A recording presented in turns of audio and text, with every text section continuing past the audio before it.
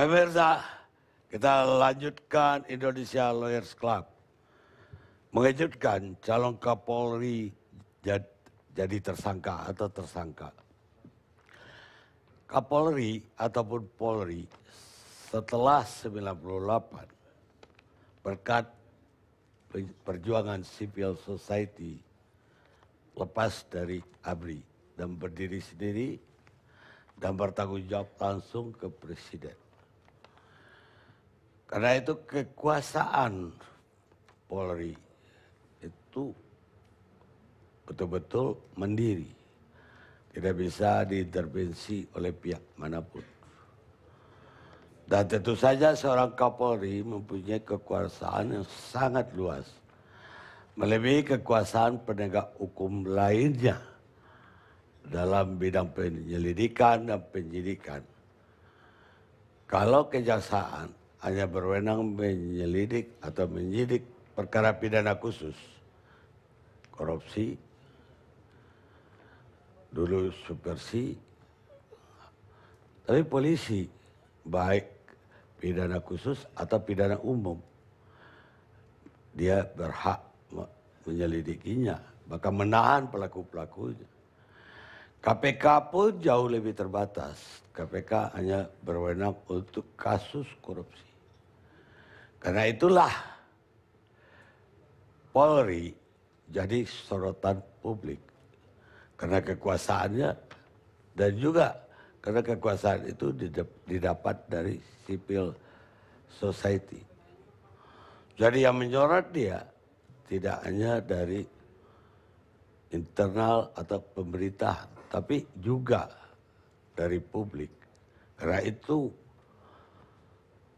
seorang calon Kapolri jadi tersangka KPK itu peristiwa yang sangat besar dalam penegakan hukum dan hukum keseluruhan.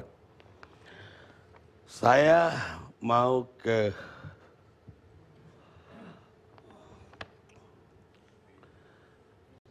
ICW dulu. Belum datang. Kalau begitu saya ke Alfon Kurnia. Ada tanggapan Alfon terhadap DPR? Terhadap DPR-nya, Bang? Ya, DPR dan juga terhadap peristiwa yang terjadi dari tadi sore. Pertama-tama ini merupakan suatu momentum kecolongan sebenarnya yang terjadi terhadap Jokowi itu sendiri. Kenapa seseorang yang patut diduga keras dan itu sudah juga dikonfirmasi sebelumnya oleh PPATK, walaupun itu diklarifikasi, kemudian juga oleh KPK, dan itu tetap dipilih. Dan kemudian di sana ini Komjen ini ditetapkan sebagai seorang tersangka. Nah, oleh sebab itu makanya kita menjadi ada pertanyaan, apakah ini begitu polosnya Jokowi untuk memilih yang bersangkutan tanpa memang betul-betul mengklarifikasi, men-track lagi, dan kemudian untuk lebih memperdalam lagi sehingga tetap memilih gitu. Ini pertanyaan pertama. Dan kemudian yang kedua, apakah memang ini trik politik dari Jokowi sendiri untuk memakai tangan orang lain untuk mengatakan bahwa ini bukanlah calon yang baik. Nah, ini menurut saya menjadi dua pertanyaan yang perlu dijawab pada saat ini. Apabila ini memang kepolosan, artinya ada problem di lingkaran Jokowi itu sendiri. Sehingga ini tidak terkonfirmasi seorang presiden itu memutuskan sesuatu hal yang tidak valid. Ini menjadi suatu persoalan yang mendasar menurut saya.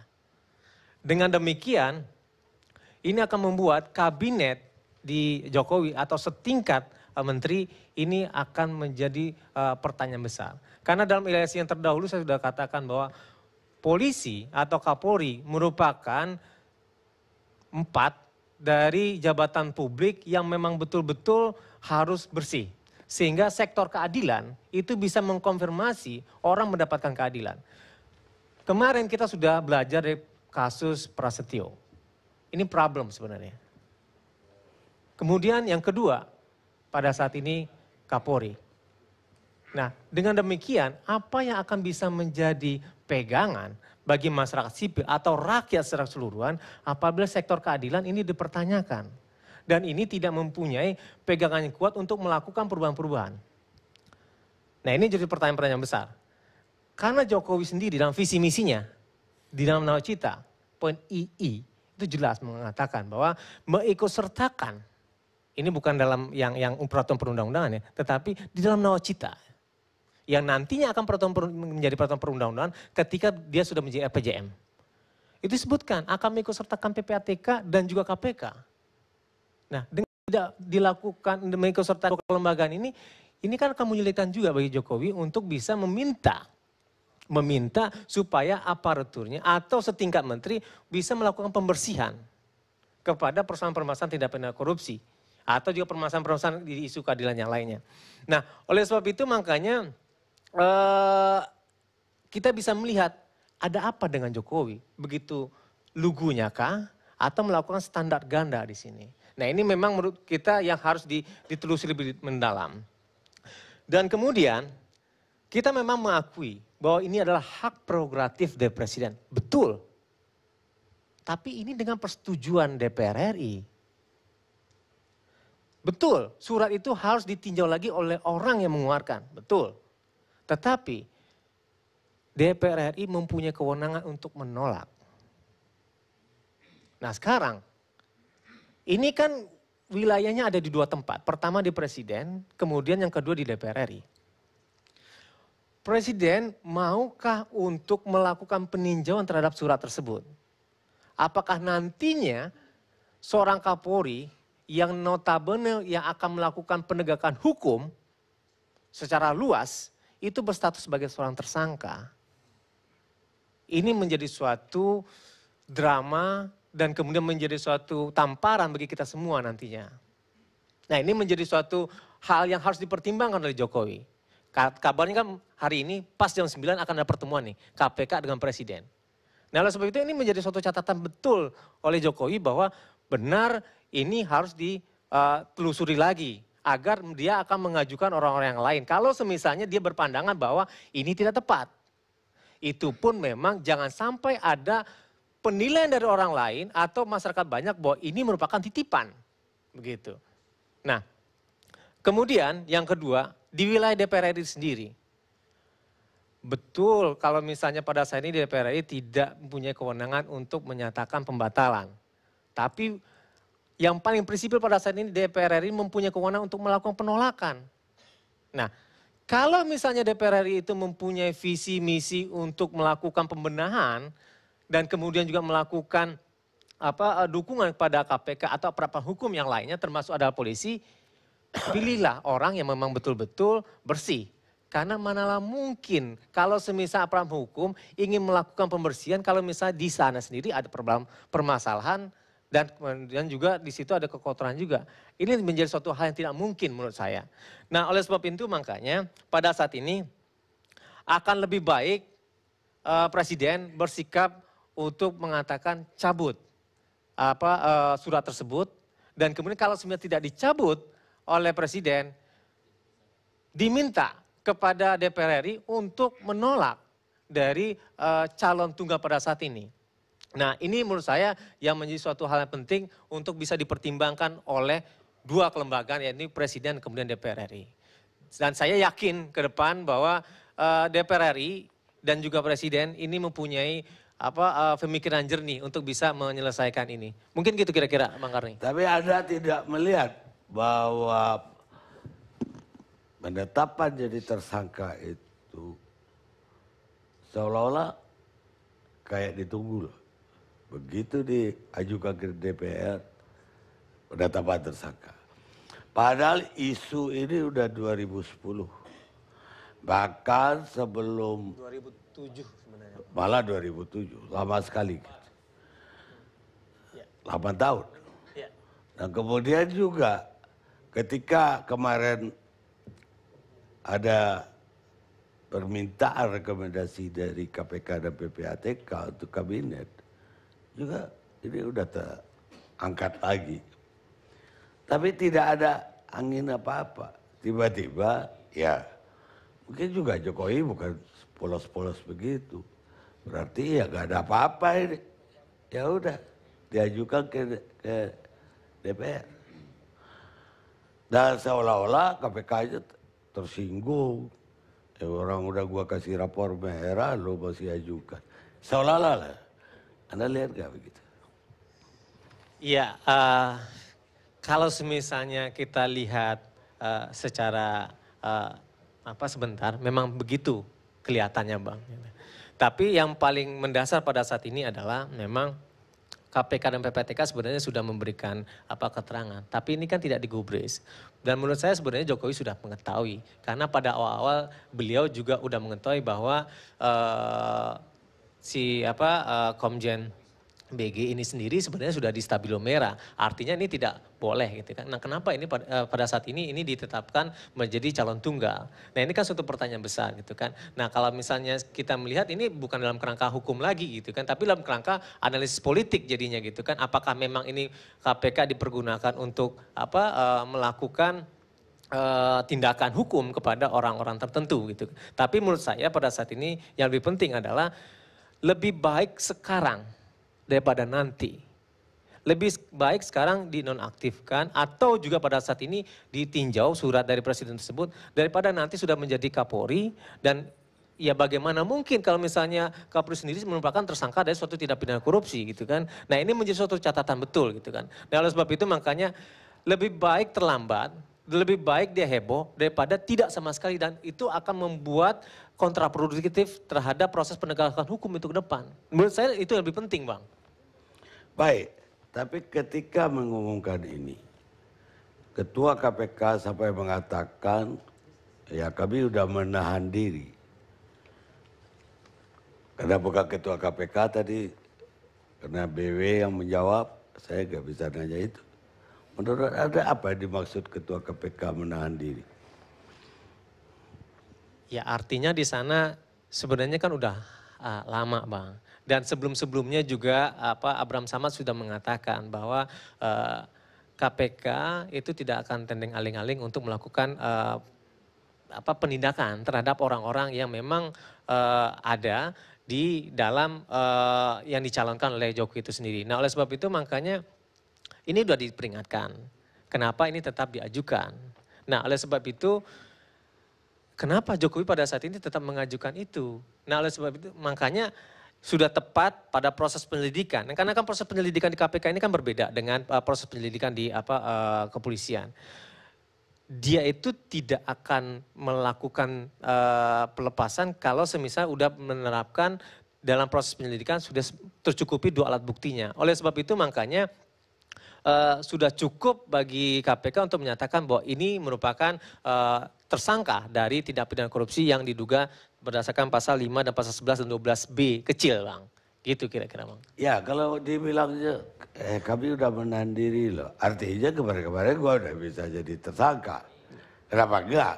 Kan begitu persepsi publik. Iya betul Bang. Nah oleh sebab itu makanya jangan juga ditetapkan sebagai menjadi pejabat publik gitu. Nah oleh sebab itu makanya sekarang bagaimana ini bisa dilakukan pembenahan-pembenahan. Nah oleh sebab itu makanya ini memang ada pertanyaan mendasar kepada KPK itu sendiri gitu kan. Apa memang betul ini merupakan penegakan hukum? Artinya ini merupakan momentum dari KPK untuk melakukan reformasi di kepolisian itu sendiri. Memang dilakukan pembenahan-pembenahan agar ke depan yang namanya struktur yang ada di Kapolri itu, di polisian itu sendiri itu memang betul-betul bersih. Itu kira-kira Bang. Nah ini merupakan suatu PR besar kepada KPK untuk melakukan pembenahan ini. Tapi kalau misalnya saya lihat dari pembicaraan dari Bibi sendiri, itu mengindikasikan sangat kuat sekali keinginan dari KPK untuk melakukan pembenahan di kepolisian. Ini mungkin agak berbeda dengan di BPK terkait dengan penetapan Hadi Utomo sebagai tersangka Bang. Itu kira-kira Bang. Baik, sekarang Johnson Panjaitan. Apa komennya sebagai IPW ya? Indonesia. Yang pertama Bang, yang sangat jelas terlihat ternyata yang namanya KPK dan PPATK itu lembaga screening. Padahal tidak ada normanya yang mengatakan bahwa dia lembaga screening. Terutama screening untuk keterangan apakah dia terlibat kasus korupsi. Mungkin besok-besok Komnas juga bilang, saya juga lembaga screening untuk menentukan apakah pejabat ini atau si A ini pelanggar HAM sehingga dia layak. Padahal normanya nggak ada dibikin begitu. Kalau memang bangsa ini menginginkan itu, normanya ditulis. Mari kita buat. Undang-undangnya dibuat. Jangan seperti sekarang ini memperlihatkan bahwa yang namanya institusi Kapolri atau institusi Polri jadi politis. Kalau kayak begini caranya. Dan ini bisa merusak momentum yang sangat penting bagi kita sebagai bangsa setelah tadi abang bilang memisahkan polisi dari TNI untuk kita selesaikan institusi polisi ini di bawah kepresidenan. Karena institusi ini sekarang ini sedang dipolitisir dan didorong agar dia di bawah kementerian. Akibat peristiwa ini, menurut saya posisi kepolisian sekarang ini menjadi posisi politis, di mana Kapolri menjadi elemen yang sangat penting, tidak bisa bekerja sama dengan Kompolnas, dengan Presiden, dalam menentukan orang yang paling baik untuk menentukan polisi. Saya kira apa yang abang jelaskan tadi sudah sebagai sebuah musibah. Jangan lagi diteruskan menjadi kita memecahkan prestasi karena kita memiliki Kapolri yang juga tersangka. Menurut saya di internasional kita akan dikatakan bangsa yang bodoh. Kalau kita punya polisi tersangka. Kapolri tersangka maksud saya. Bagaimana? Jangan diterus-teruskan kebodohan ini menurut saya. Tapi kebodohan ini jangan dipolitisir, jadi terlihat kita memang bodoh benar-benar jadinya. Nah, pertanyaannya sekarang bagaimana jalan keluar kalau kita sudah berada pada titik di mana DPR harus meneruskan apa yang sudah diminta oleh Presiden. Dan itu harus sesuai dengan prosedur hukum. Kalau tadi teman-teman mengatakan presidennya disuruh menarik, menurut saya kita juga jadi kehilangan dua. Udah posisi Polri kita dikatakan bangsa yang nggak benar, presidennya disuruh tarik lagi, ya presidennya juga jadi nggak benar. Apa dasarnya kita suruh presiden tarik? Baik, Ya, jadi menurut saya ini penting dan taruhannya adalah institusi Polri karena kita butuh penegak hukum sipil yang kuat di mana unsur Kapolri menjadi unsur yang penting untuk jadikan modal memperkuat institusi ini. Begitu Bang? Ya kalau Anda bilang tadi KPK menjadi lembaga screening, jadi orang harus diputusin KPK dulu baru jadi pejabat atau apa. Bukankah yang memulai itu Presiden Republik Indonesia sendiri dengan mengirimkan nama-nama calon menteri ke KPK? Dengan KPK mengatakan kepada publik, inilah bentuk komunikasi KPK kepada Presiden. Itu jelas kok dikatakan. Itu memperlihatkan bahwa lembaga ini juga main politik dalam konteks screening orang. Kalau mau dia jangan katakan itu, dia teruskan dengan secepat-cepatnya membawa kasus ini ke pengadilan. Jangan diperlihatkan dari tahun 2010 dia periksa, baru sekarang dia jadiin tersangka gitu loh. Kemudian dia bicara-bicara sesuatu yang menurut saya ada hal-hal yang bolong-bolong dari segi hukum. Jangan begitu. Ini taruhannya sekali lagi institusi, bukan hanya Budi Gunawan menurut saya. Jadi harus hati-hati juga KPK-nya. Pertanyaan saya, kalau misalkan ini menggantung, Budi Gunawan sudah dihukum minimal dalam haknya dia sebagai calon Kapolri. Siapa yang mau bertanggung jawab?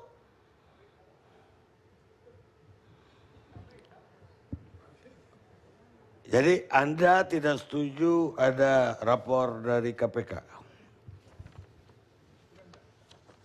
Saya setuju kalau ada normanya. Jangan dipolitisir. Anda setuju nggak Presiden meminta rapor ketika... Setuju, setuju. Ada normanya? Nggak ada. Normanya kan nawacita tadi katanya. Oh, nawacita. Loh, kok? Enggak, kalau misalnya yang sebentar ini dibilang, ini kan lebih terkait dengan permasalahan apakah memang punya kewenangan dari presiden atau ada normanya, presiden minta tolong kepada KPK dan PPATK, kan itu. Itu aja sih sebenarnya, nggak ada normanya, dua-duanya nggak ada normanya juga. Di satu sisi Bang Johnson mengatakan bahwa ini nggak apa-apa, dan kemudian yang di sini juga nggak boleh, itu namanya standar ganda, nggak boleh juga kalau misalnya seperti itu. Kan tadi saya bilang, ya kan, kalau memang ini dibutuhkan oleh bangsa ini lembaga screening, karena ini adalah negara koruptor, ya kita buat dong. Kan itu, loh, saya kan juga pro anti korupsi, dan juga saya tidak mau menginginkan bahwa bangsa ini menjadi terjebak karena Kapolrinya tersangka gitu loh. Dari mana Anda bisa bilang saya standar ganda? Enggak. Di satu sisi katanya mengatakan boleh, di satu sisi tidak gitu kan. Itu persoalannya. Dan kemudian yang paling penting pada saat ini adalah dalam proses gerakan anti korupsi, ini kan kita mempergunakan seluruh instrumen untuk yang namanya perwujudan negara yang bersih ini bisa dilakukan. Ini kan sekarang presiden meminta tolong kepada KPK dan PPATK. Dan itu ada di dalam nawacitanya, dalam poin II. Kan begitu. Nah artinya dia minta tolong, udah oke tuh kepada seluruh menterinya. Yang salah satunya kepada Budi Gunawan di Stabilo Merah. Itu satu soal. Dan kemudian kenapa pada saat pemilihan Jaksa Agung dan juga Kapolri itu dia dimintakan. Nah ini juga bisa dikatakan sebagai standar ganda. Nah ini menurut saya menjadi suatu problem. Seharusnya kalau misalnya tidak aja. Kalau iya, iya aja. Kan begitu sebenarnya. Maksudnya kan presidennya kan standar ganda kan? Enggak. Tadi Bang Johnson bilang begitu juga standar ganda. Hah? Soalnya tadi Anda mengatakan presidennya kecolongan gitu loh. Ya di situ ya juga kan. Karena kan selama ini kan sudah dimintakan.